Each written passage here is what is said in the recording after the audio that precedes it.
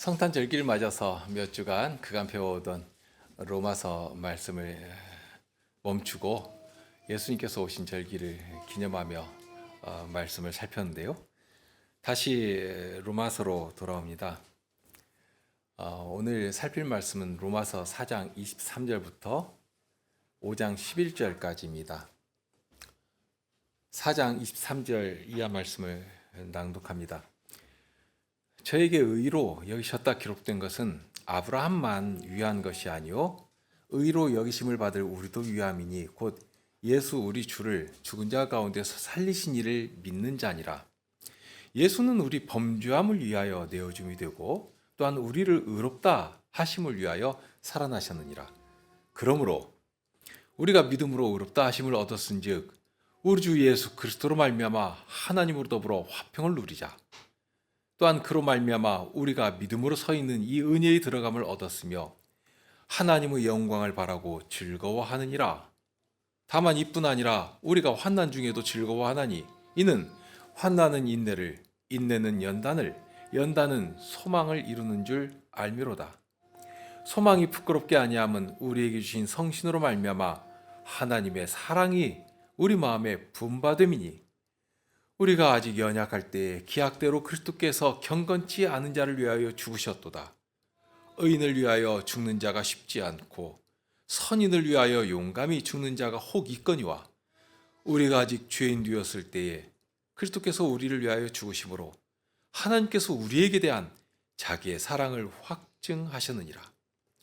그러면 이제 우리가 그 피를 인하여 의롭다 하심을 얻었은즉 더욱 그로 말미암아 진노하심에서 구원을 얻을 것이니 곧 우리가 원수 되었을 때에 그 아들의 죽으심으로 말미암아 하나님으로 더불어 화목되었은즉 화목된 자로서는 더욱 그의 살으심을 인하여 구원을 얻을 것이니라. 이뿐 아니라 이제 우리로 화목을 얻게 하신 우리 주 예수 그리스도로 말미암아 하나님 안에서 또한 즐거워하느니라. 사도가 전하는 것은 우리에게 믿음을 주시는 복음에 대한 것입니다. 그런데 문제가 있습니다. 복음을 전해주어도 그 말씀을 믿지를 않는 것입니다. 못하는 것입니다. 하나님께서 내신 전도의 방법을 아주 미련하다 하고 여겨버리는 것입니다. 얼마나 완고한지 모릅니다. 자연 만물에 담긴 하나님의 신비한 손길은 말할 것이 없습니다. 하나님의 말씀을 직접 들어도 돌이키지를 못합니다. 사도가 이제까지 두려운 심정 가운데 알리는 사실이 그렇습니다. 하나님을 모른다고 하는 이방인들은 말할 것도 없고 아브라함의 후손이라고 자랑하는 자들도 동일하다, 다를 것이 하나도 없다 하는 데 있습니다. 유대인들이 그렇게 뿌듯해하고 자랑하는 아브라함이 의롭다 하심을 받은 것이 무엇 때문인가 하는 것을 이 사장 전체를 통해서 논증해 가고 있는데요. 유대인들은 아브라함이 의롭다 하심을 무엇 때문에 얻은 것인가? 아브라함이 그만한 의를 행했기 때문이다. 선을 행했기 때문이다. 하고 그것을 믿음의 실체라고 생각했습니다. 그런데 사도 바울은 아브라함도 무엇 때문에 의롭다 하심을 얻은 것인가? 다른 것 아니다. 바로 믿음 때문이다. 하나님을 향한 순전한 믿음 때문이다 하고 성경을 통해서 하나하나 논증해 나갑니다. 그러니 어떤 행위로든지 행위로는 아닙니다. 믿음의 아버지라고 불리우는 아브라함일지라도 행위로는 의롭다 하심을 얻지 못합니다. 오직 그리스도를 믿는 믿음으로만 되는 것이다 하는 사실을 계속 강조합니다. 아브라함의 믿음에 대한 한 단면이 4장 19절에 나옵니다. 그가 백선하되어 자기 몸의 죽은 것 같음과 사라의 태의 죽은 것 같음을 알고도 믿음이 약해지지 아니하고 했습니다. 여기 알았다고 했죠?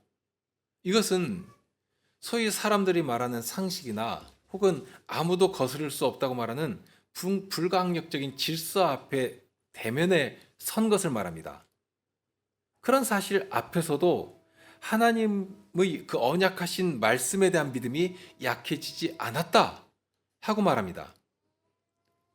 그렇다고 해서 아브라함의 믿음이 한 번도 흔들림도 없이 아주 꿋꿋하게 무슨 불도저처럼 밀고 나갔다는 그런 말인가? 그렇지는 않거든요. 아브라함을 볼지라도 하나님의 말씀을 들을 때 어떤 때는 웃기도 했고요. 그것은 사라도 동일했죠.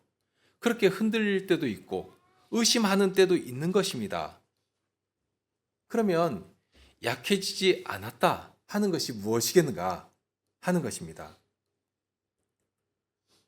아브라함은 소위 세상 일에서도 아주 현명한 사람입니다. 상식적인 사람이고요. 지식이 있는 사람입니다. 그러니 맹목적이거나 맹신하는 사람이 아닙니다. 그러니까 지혜를 동원하고 상황들을 종합해 볼 때 이런 정도 되었으면 이제는 끝났다 하고 판단할 정도가 되는 것입니다.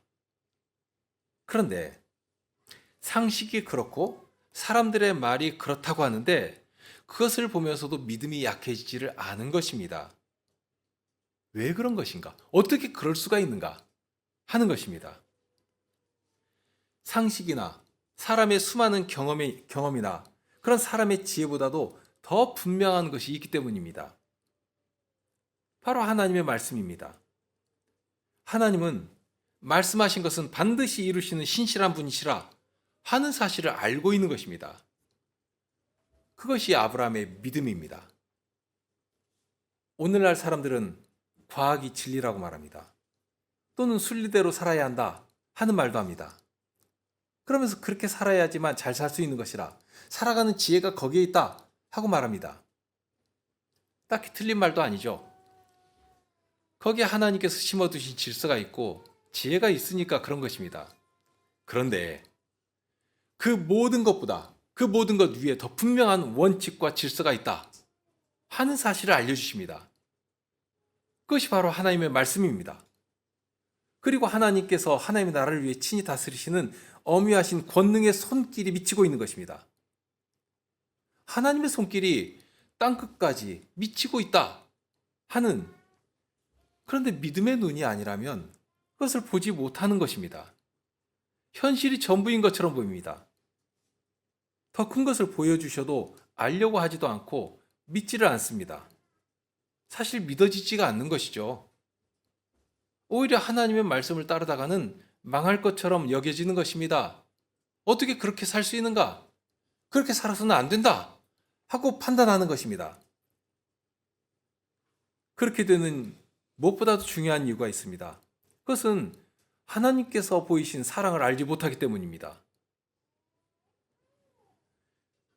4장 19절에 아브라함이 알았다 하는 말에 주의할 필요가 있는데요.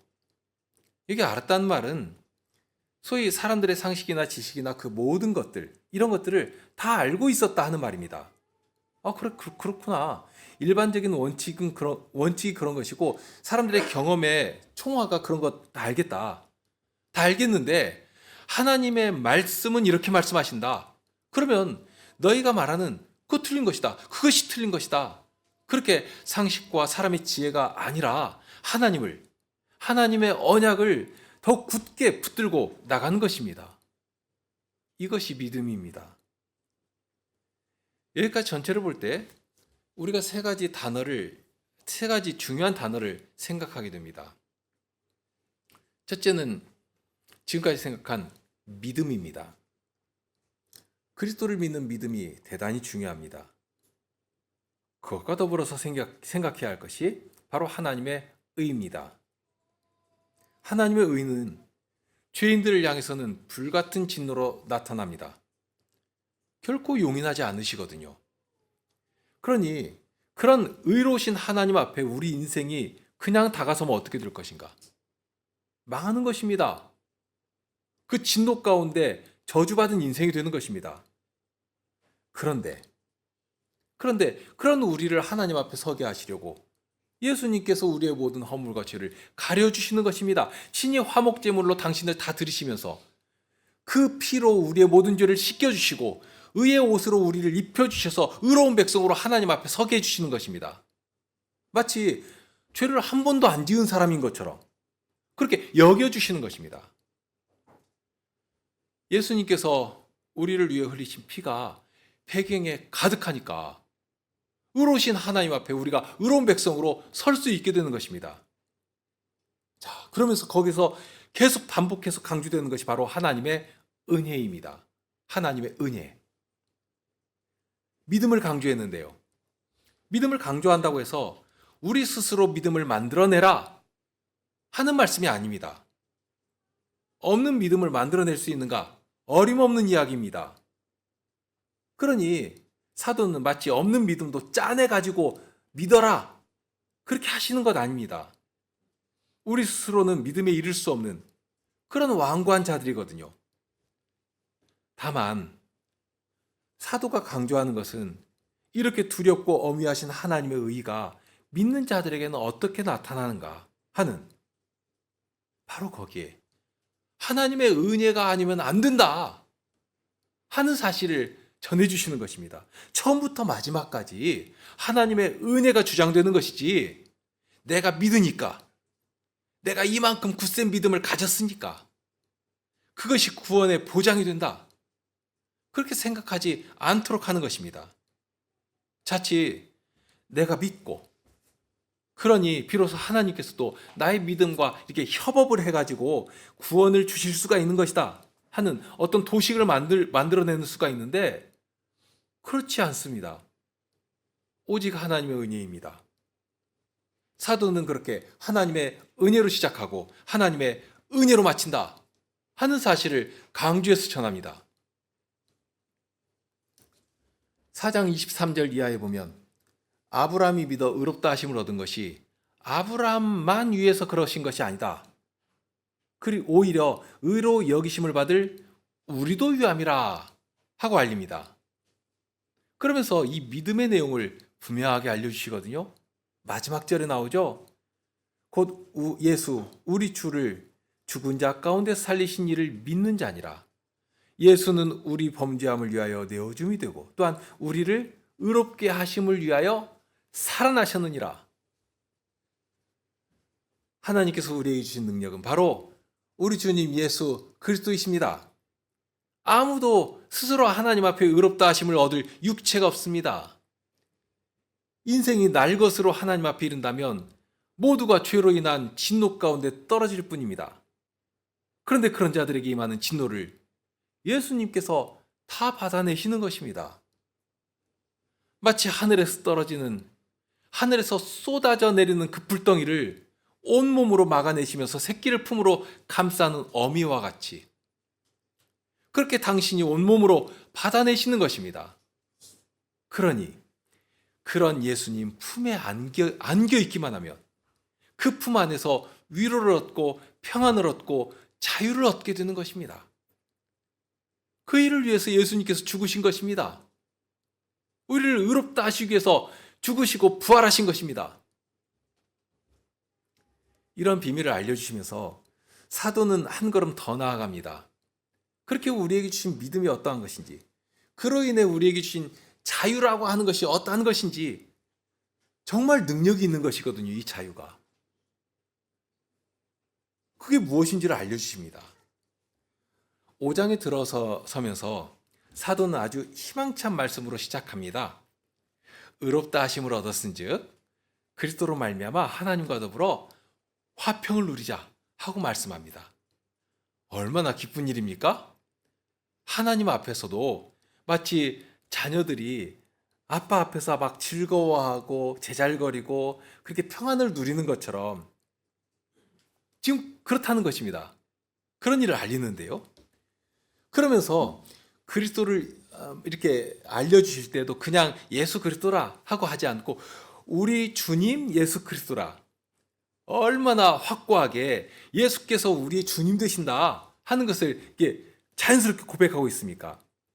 우리 주님께서 우리를 위한 화목제물로 당신을 드리시니까 결과 하나님과 화목하게 된 것입니다. 이미 된 것입니다. 여기 보면 의롭다 하심을 얻었다, 끝났다 하고 말씀하지 않습니까? 그러니 이제 의롭게 되었으니까 하나님과 더불어 화평을 누리자, 그렇게 하자, 그렇게 하는 것이다 하고 알려주시는 것입니다. 그런데 이런 이렇게 즐거운 말씀으로 시작하는데요, 그런데 갑자기 3절에 오니까 환난을 말합니다. 어떤 면에서는 우리가 이제 예수를 믿고 구원받고 그러면 이제 지옥도 우리에게서 이제 멀리 떠나고 그러니 이제는 불행 끝, 행복 시작 뭐 이런 기대를 할 법도 한데요. 그런데 화평을 말하고 2절에 와서 은혜와 더불어 영광을 말하면서 그러니 이제 즐거워하자, 즐거워하는 것이다 하는 말씀을 하시더니 3절에 와서 뜬금없이 대뜸 고난을 말한단 말입니다. 이것이 참 이상한 말처럼 느껴지기도 합니다. 그런데 이상하게 느껴지지만 여기에 놀라운 비밀이 있고 기독인들에게 예수님을 믿는 성도들에게 숨겨놓은 신비가 담겨 있습니다. 우리에게 임하는 환난은 환난으로 끝나지 않는다 하는 것입니다. 세상이 말하는 환난과는 성격도 다르고 무엇보다도 결과가 아주 극명하게 갈려버립니다. 여기 보니까 환난에서 환난으로 끝나는 것이 아니라 환난이 결국 소망을 이루는, 그러니까 우리가 환난을 받는 것을 보니까 우리에게 예비된 영광된 일을 능히 기대하고 바라볼 수 있는 자리까지 이르게 해놓으신 것입니다.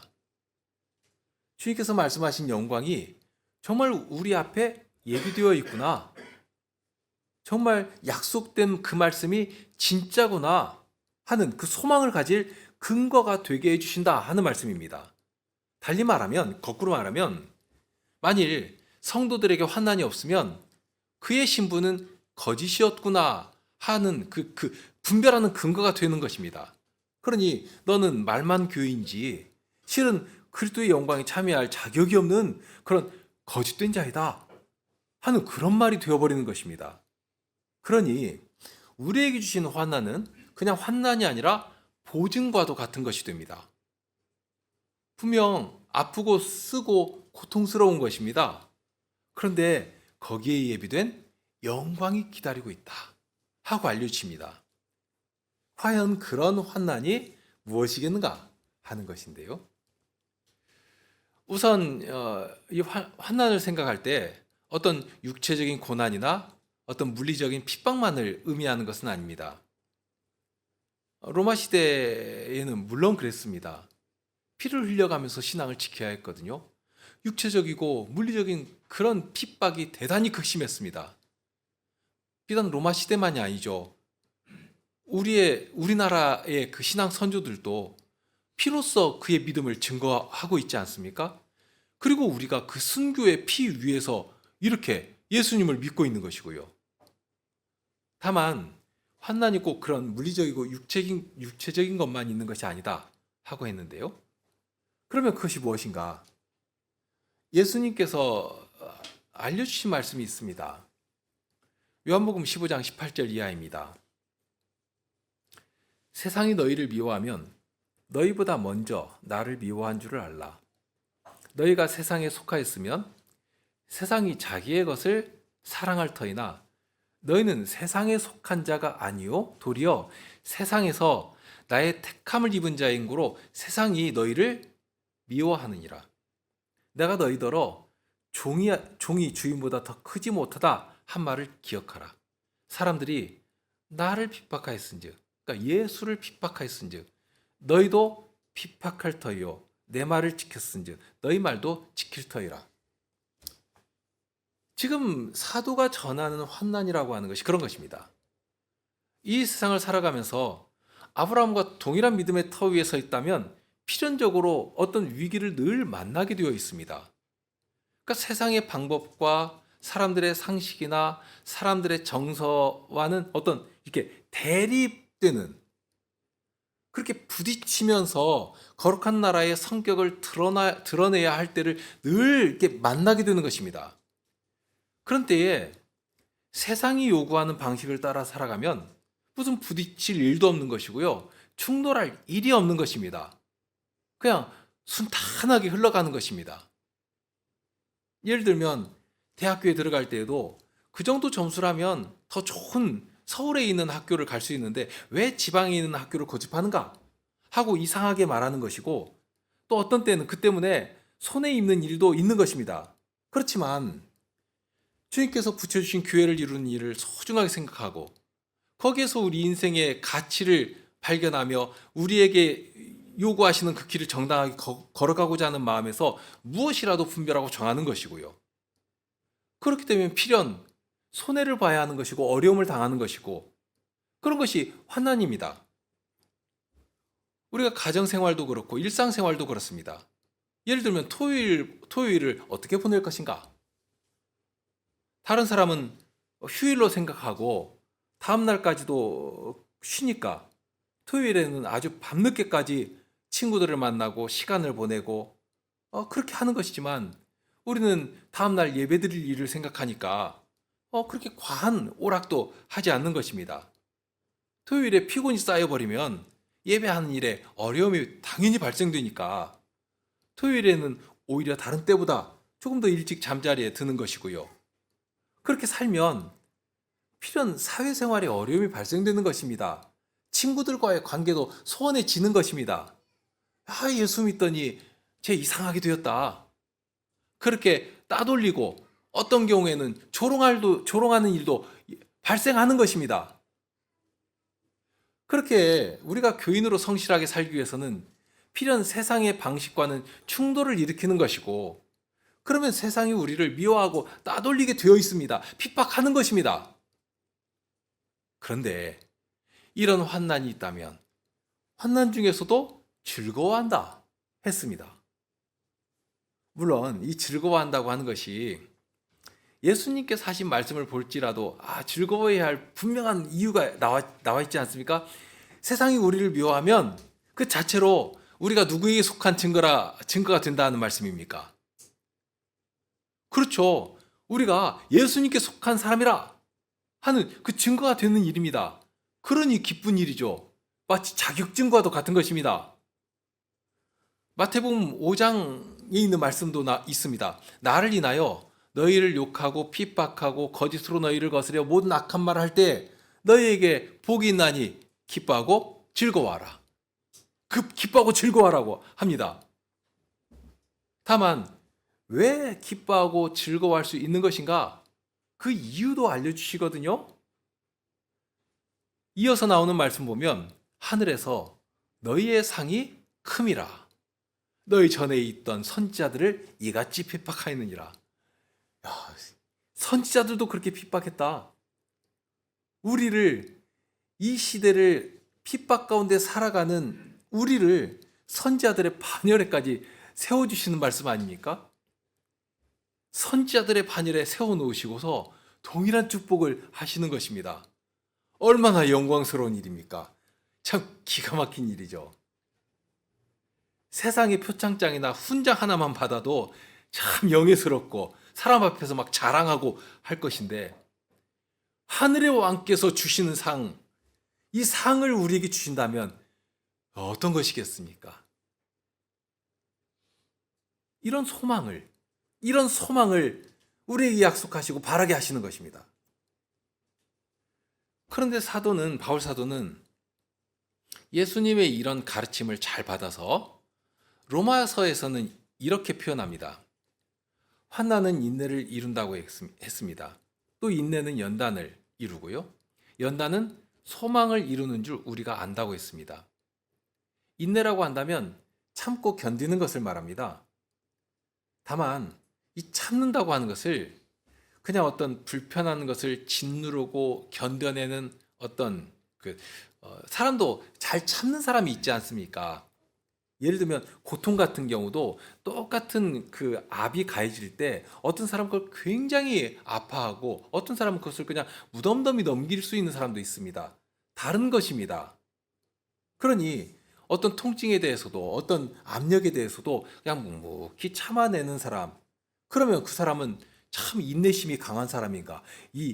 주님께서 주신 이 성품이 아주 그에게 크게 발현되는 것인가? 그렇게 말하면 안 되는 것입니다. 물론 일상적인 그런 인내심이 강한 사람도 있고요. 참아내는 일에 참 훈련된 사람이 있습니다. 다만 여기서 사도가 말하는 인내라고 하는 것은 그런 인내가 아닙니다. 참된 인내라고 한다면, 그러니까 사도가 여기서 말씀한 인내라고 한다면 무엇을 이루어야 하는가 하면 연단을 이루어야 합니다. 연단을 이루는 인내여야 합니다. 그러니까 연단을 만들어내지 않는, 그러니까 단련시키고 벼리는 일을 하는 것인데요. 그러면서 주께서 주시는 연단은 소망을 이루는 자리로 우리를 이끌어줍니다. 우리의 신앙이라고 하는 것은 저절로 단단해지고 저절로 장성되는 것이 아닙니다. 사람들도 지혜로운 말을 하는데요. 뭐 젊어서 고생은 사서도 한다 하는 말도 하고요. 인내는 쓰지만 뭐 열매는 달다 하는 말도 하고요. 이런 정도는 인생의 지혜로도 말을 하는 것입니다. 신앙도 유사한 부분이 있는데요. 하나님께서는 우리에게 합당한 시험을 시시로 내려주십니다. 그러니까 우리가 감당할 수 있는 시험을 주시는 것입니다. 그러면서 그 시험을 잘 감당하면 그것이 인내로서 감당하는 것인데요. 그렇게 되면 거기에서 연단을 받게 되어 있습니다. 더욱 단단해지는 것이죠. 굳어지는 것이죠. 마치 담금질하는 강철처럼 또는 연마된 예리한 칼처럼 그렇게 준비되어 가는 것입니다. 특히 시험 하실 때는 주로는 스스로 판단하고 결정하는 어떤 갈림길을 주기도 하십니다. 조금 전에도 예를 드렸습니다만 사람들은 당연히 그렇게 하는 것이 일반적인 것일지라도 신자들에게는 그런 문제 앞에서도 갈등을 하게 되는 것이고요. 교회의 거룩한 성격을 드러낸 일을 중심에 놓고 주님께 지혜를 구하면서 그러한 것들을 하나씩 이렇게 헤쳐나가는 것입니다. 그렇게 되니 기준이 다르고 접근 방식이 다르고 이게 도통 세상에서는 마치 이상한 사람처럼 여김을 받게 되는 정말 어떻게 보면 이방인처럼 또는 다른 나라 사람인 것처럼 그런 어려움을 당하는데요. 말 그대로 필요도 없는 굳이 겪을 일도 없는 어려움을 자초해서 당하는 그렇게 살아가는 것입니다. 그런 자들에게 소망을 주시는 것입니다. 소망은 아직 온전히 이루어지지 않은 것을 바라는 것입니다. 마치 믿음과도 유사한 면이 있는데요. 믿음도 보지 못하는 것을 주님의 말씀을 붙잡고 그렇다 하고 신뢰하고 나가는 것 아닙니까? 그러니까 보지 못하였지만 믿는 것입니다. 그런데 이 소망도 아직 보지 못하였습니다. 그러나 그것을 기대하고 바라는 것입니다. 그런데 만일 그렇게 기대하고 바랐는데 그런데 그것이 이루어지지 않는다면 어떻게 되겠습니까? 아이들이 시험을 보고 나서는 아주 기분이 좋았습니다. 왜 그런가 하니까 이 아는 것 같은 문제가 아주 많이 나왔거든요. 그래서 가치점을 해보니까 심지어 찍은 것까지 다 맞은 것처럼 채점이 됩니다. 그러니 이번에는 성적이 아주 높게 나올 것 같습니다. 그래서 막 자랑하고 돌아다녔습니다. 그런데 막상 성적표가 나오고 보니까 점수가 형편없이 되었습니다. 찍은 것이 하나도 안 맞고 다 틀린 것입니다. 그럼 어떻게 되겠습니까? 대단히 부끄럽게 되는 것이죠. 차라리 처음부터 시험 잘 봤다고 떠들지나 않았으면 이렇게 부끄러운 일도 안 당할 것인데 아주 잘 봤다고 자랑하고 다녔으니 어떻게 되겠습니까? 그런데 우리에게 주신 연단이라고 하는 것은 그리고 연단을 통해서 주신 소망은 그런 식의 허망한 꿈이나 꾸는 그런 것 아닙니다. 사람의 소망이라고 하는 것은 그런 허황된 꿈을 굉장히 극대화시키거든요. 이번 주 로또가 당첨되었으면 좋겠다. 이번에 산 코인이 대박을 치면 좋겠다. 그것도 유사한 것이죠. 그것만 있겠습니까? 크고 기이한 꿈을 만들면서 인생을 소진한 일이 얼마나 많습니까? 그런데 우리에게 주시는 소망은 그런 허망하고 헛된 것이 아니라는 것입니다. 정말 분명한 것입니다. 이미 앞에서부터 그런 결과에 이르도록 그런 결과에까지 이르도록 그러니까 움직여 주신 그 실질이 있는 것입니다. 그것이 바로 인내를 통해서 연단을 받게 하신 것이고요. 그러니 그만큼 혹독한 훈련을 하게 하시더니 그에 합당한 결과를 내도록 해주신다는 것입니다. 사람들도 그거 있지 않습니까? 잠도 줄여가면서 공부를 했으면 그만한 성적을 기대하는 것입니다. 우리에게 주시는 연단은 그런 것입니다. 다만 우리에게 주시는 소망이 겨우 이 땅에서 성적 잘 받고 또는 출세하고 사람들에게 인정받을 만한 그런 어떤 업적을 만들어내는 그런 정도가 아니지 않습니까? 여기서 말씀하신 소망은 그리스도께서 예배하신 소망입니다. 마치 아버지 집에 거할 곳을 예배하신다. 우리가 거할 곳을 예배해 주신다. 하고 약속하신 주님의 약속처럼 예수님 안에서 받는 고난으로 인하여서 주님의 영광에까지 참여할 소망은 그만큼 확실하고 분명하게 되는 것입니다. 그래서 5절 보시죠. 거기 사도는 이렇게 말씀하는데요. 소망이 부끄럽게 아니하면 부끄럽지 않다는 것입니다. 부끄럽게 안 된다는 것입니다. 그게 되지 않거든요. 소망이 부끄럽게 아니함은 우리에게 주신 성신으로 말미암아 하나님의 사랑이 우리 마음에 부음받음이니 우리가 아직 연약할 때 기약대로 그리스도께서 경건치 않은 자를 위하여 죽으셨도다. 이미 이루어진 일들 아닙니까 이게. 그리스도께서 죽으셨잖아요. 우리를 살리기 위해서 우리를 의롭게 하시기 위해서 그리스도께서 살아나신 것이고요. 그러니 사도는 이렇게 손으로 만지는 것처럼 지금 붙잡고 있는 것처럼 이 소망에 대해 분명하게 말할 수 있는 것입니다. 그 근거가 뭐냐? 그 출발이 뭐냐? 바로 성신께서 우리에게 주신 이것이 있기 때문이다. 이것이 있기 때문이다. 하고 전합니다. 앞에 3절에서 환난 중에서도 즐거워한다고 했습니다. 우리가 당하는 환난은 우리가 주님의 것이라 하는 증거가 된다는 말씀도 드렸습니다. 분명 세상과 적당히 타협하고 세상과 가까이 하면서 버타고 살아가면 굳이 당하지 않을 핍박도 당해야 하는 것이고요. 굳이 그렇게 될 필요도 없는 세상의 미움도 받고 그러니 슬픔도 당하고 어려움도 당하는 것입니다. 우리가 못해서 안 하는 것이 아니지 않습니까?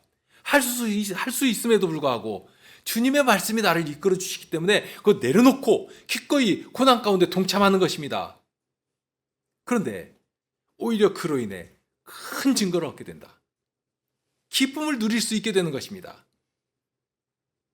그렇다고 해서 고난, 어려움, 환난 이 자체가 즐거우니까 기뻐하는 것은 아니지 않겠습니까? 그것은 어렵고 고통스러운 일입니다. 힘든 일입니다. 어떤 때는 아픕니다. 하지만 우리에게 주신 이 환난은 그 너머를 소망하도록 해주시는 것입니다. 주께서 우리를 위해 예배하신 영광을 보도록 하시는 것입니다. 그러니 그것을 보면서 즐거워할 수 있게 되는 것입니다. 그것을 어떻게 확신할 수 있는가? 바로 5절에서 사도가 그 근거를 분명하게 알려주십니다. 바로 성신께서 우리에게 대단히 크고 귀한 것을 부어 주셨기 때문이다 하고 알려주시는데요. 성신께서 부어주신 것은 다른 것 아닙니다. 무엇입니까? 하나님의 사랑입니다. 이 사랑을 아무라도 알 수 있는 것인가? 어림없는 이야기입니다. 5절에서 알려주신 비밀이 그렇습니다. 누가 하나님의 이 사랑을 알며 누가 이 사랑에 사로잡힌 자로 살 수 있는가? 성신께서 함께 하시는 자가, 그와 함께 하시는 성신께서 부어주실 때 비로소 하나님의 사랑을 알 수 있게 되는 것입니다. 베드로 사도의 가르침도 동일합니다. 예수를 너희가 보지 못하였으나 사랑하는도다. 이제도 보지 못하나 믿고 말할 수 없는 영광스러운 즐거움으로 기뻐하니 했습니다. 정말 놀라운 일 아닙니까? 성신으로 말미암지 않고는 결코 알 수 없는 비밀한 마음을 우리 성도들에게 주신 것입니다. 이 사랑의 비밀을 안 사람만이 지금 당하는 환난을 능히 견디며 오히려 즐거워할 수 있는 것입니다. 정말 이상한 사람들입니다. 정말 이상한 사회가 떡하니 나오는 것입니다. 환난이 있는데 오히려 즐거워하는 것입니다. 무엇이 성도를 이처럼 기쁨 가운데로 이끄시는 것인가? 환난이 인내가 연단을, 연단이 소망을 이루는 줄을 성식께서 아주 확실히 알 수 있도록, 성식께서 알 수 있도록 해주시니까 그렇게 되는 것입니다. 사도는 이것을 가리켜서 그리스도의 남은 고난을 그리스도의 교회를 위하여 내 육체에 채운다 하는 말로 고백했습니다. 만일 여러분들도 사도처럼 그리스도의 이름 때문에 포기해야 하고 그리스도의 이름으로 말미암아 어려움 가운데 살아가야지만 한다면, 그렇게 해야지만 한다면, 그러면 기뻐하시기 바랍니다. 그것이 어떤 증거가 되는가? 지금 사도가 그것을 알려주시지 않습니까? 사도는 하나님의 이 사랑이 얼마나 크고 얼마나 귀한 것인가, 얼마나 우리의 능력과 의지할 반석이 되시는가, 이걸 계속해서 전할 것입니다. 성식께서 우리 마음에 부어주신 이 하나님의 사랑을 바로 아는 것만이 우리의 소망을 견고히 붙잡는 길이고, 그런 자가 환난 가운데에서도 즐거워하며 하나님의 이 영광을 소유한 자로 오늘을 살아갈 수 있게 되는 것입니다. 그런 여러분들이 되시길 바랍니다. 함께 기도하시죠.